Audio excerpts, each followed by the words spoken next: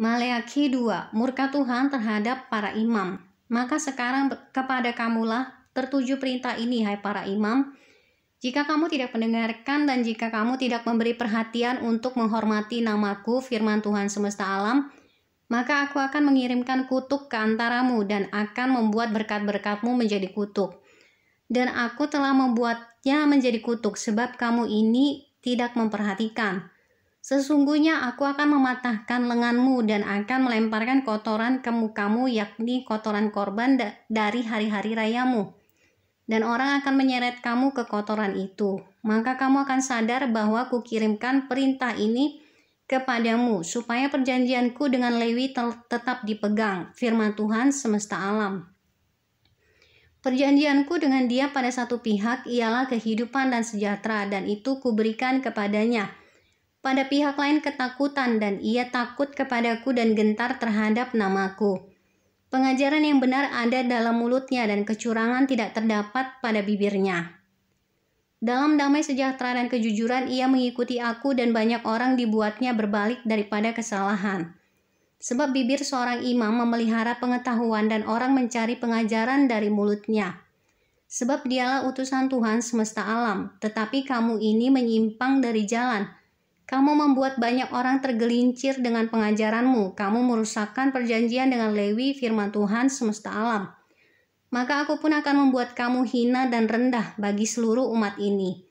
Oleh karena kamu tidak mengikuti jalan yang kutunjukkan, tetapi memandang bulu dalam pengajaranmu. Tuhan memarahi Israel karena kawin campur dan perceraian. Bukankah kita sekalian mempunyai satu Bapa? Bukankah satu Allah menciptakan kita? Lalu mengapa kita berkhianat satu sama lain? Dan dengan demikian menajiskan perjanjian nenek moyang kita. Yehuda berkhianat dan perbuatan keji dilakukan di Israel dan di Yerusalem. Sebab Yehuda telah menajiskan tempat kudus yang dikasihi Tuhan dan telah menjadi suami anak perempuan Allah asing.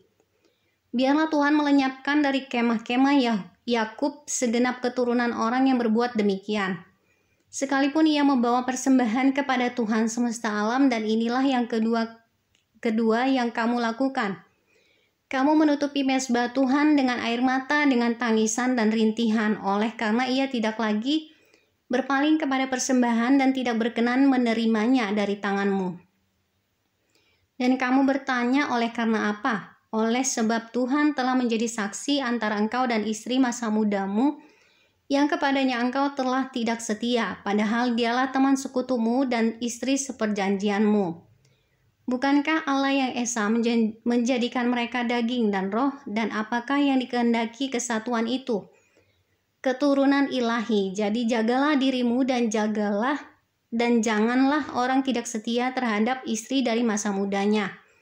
Sebab aku membenci perceraian, firman Tuhan Allah Israel. Juga orang yang menutupi pakaiannya dengan kekerasan, firman Tuhan semesta alam. Maka jagalah dirimu dan janganlah berkhianat.